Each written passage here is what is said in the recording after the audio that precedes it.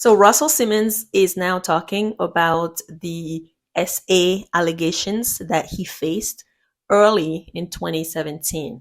Why is he talking now? We have an idea, but take a listen first to what he had to say. Look, there's a song by Houdini. I'm a hoe, I'm a hoe. 3 different girls after every show. Culturally, we thought that was the right way. And a number of sexual partners in compromising positions I put myself in is beyond anybody's imagination. You said you had more foursomes than most men have partners. Yeah, and that wasn't really, I think it was cultural and silly and egotistic and sad and from an insecurity that feeds it, and a lot of reasons why we were that way. If you slept with as many people as I slept with, thousands, and we're talking about 6 people. There were like 20, right? I mean, I spoke poorly. You mean rape that's not, no. Yeah. I spoke poorly to 15 of them. 12 of them. I spoke poorly all the time. I'm a Def Comedy Jam guy. I was crude. So how many compromising situations was I in? And if you call that person and say, can you help me help these other women, then you can get them to tell a story and reimagine a story. And I'm not here to say what they were thinking, but I can simply tell you that I was in so many compromising situations that people can have a recollection from 30 or 40 years ago. And it can be different from my recollection. And it could be one where there was perhaps collaboration. If we had more foursomes than most guys had once, could someone leave and feel hurt? Could someone leave and feel they wish they hadn't? Could someone reimagine a story out of thousands of people? Could someone want notoriety in a market where people thirst for fame, even infamous? Could someone who just came out of jail and want to sue you because they had an experience and they can reimagine it just a little bit different? And could you be vulnerable enough to accept it? I took 9 lie detector tests. People don't know that. 9 separate. 7 from the chairman of the Polygraph Association. 1 for each of the serious accusations. 1 for when someone said, for instance, I was violent. One person said that. I've never been violent. Took that. 1 for I apologized. I never apologized about assaulting anyone. But if 2 people say it, because one said it and me too, and the second person said it, then I took a test for it. 3 hours per test by 2 polygraph examiners. One that I've never done this to anyone and one I've never done to each individual. Some people say that they're not accurate, but if they're 94% accurate, I did 9 of them. It's pretty clear that I don't believe it. I even asked what if I believe it, but it's not true? He said, your subconscious will get you. I said, I don't know how true that is, but that's what was told to me by the chairman of the Polygraph Association. He was filmed, by the way, talking about this, so there's footage available. No one in the mainstream would cover that. Why do you think that is? There's a narrative. Which is what? That we don't want to go backwards. We want to believe women. But women and celebrities may be in some cases a little different. But we don't want to not believe women. We have to believe women. Yeah, it's a serious word, but I think they've changed the meaning. How so? Because I've never been violent to anybody. The rape is a violent crime. So it is a very serious. Somebody jumps out of bushes and rapes somebody. It's different, I think. So it's a different kind of recollection. So I don't think anybody's saying I'm violent. Of course, I've been insensitive. But certainly I've never been forceful in any of my relationships. All of what I've had has been consensual.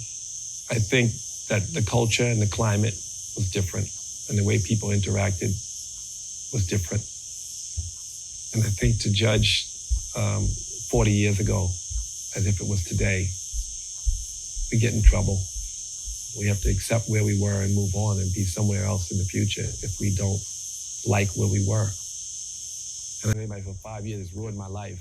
It's ruined my relationship with a lot of everything. All my 5 charities have gone down. I had a lot of work. I had a lot of people I was trying to help. I had a lot of things I was doing. And I've been locked out of it. I don't want this to be the trigger to turn everything around again. before we actually tell you what we think is going on here, take a look at Young Miami and Hitmaker and some other guys in the studio. What do you see? There's one woman and there's several men. Remember yesterday we broke the news that a woman, a Jane Doe, who claims she's been gang-ard, Diddy and Harvey Pierre and another man were involved in the R. Remember that story? Well, the whole scene, the young victim was at the time she was 17, so she was in 11th grade according to the lawsuit. But you would also notice that the assault, as she claims it, has happened at the studio. So she was sitting on the lap of Diddy, and there are pictures to back that up. So what we think is happening here is Diddy working overtime to clear his name like he said he would. He's sending out people that he trusts to help him clear his name. Hitmaker is doing that by posting what it looks like to be in the company of a female in a studio to say nothing happens. It's just a bunch of people sitting, not doing anything, probably Googling, playing with the phones like Young Miami is doing, drinking like the other guy was actually pouring drinks in a cup. The rest are just vibing to the music, talking, rapping, or singing along some type of melody. That's the life of a studio that Diddy wants to paint to us through Hitmaker and tell us this is what happened in the studio. None of the stuff that the alleged victim has described in her lawsuit. And at the same time, in parallel to that, Russell Simmons, who is known to be a longtime friend of Puff Daddy, Diddy, Sean Diddy Combs, is now talking about his own SA that he faced way before Diddy, way before Jamie Foxx, way before Jimmy Iovine. Only now, 2023, Russell Simmons decided to talk about what he faced in 2017. Why is he coming out now? He's coming to his friend Diddy's rescue. He's basically coming and tell you, this is what I've gone through. This is how it felt.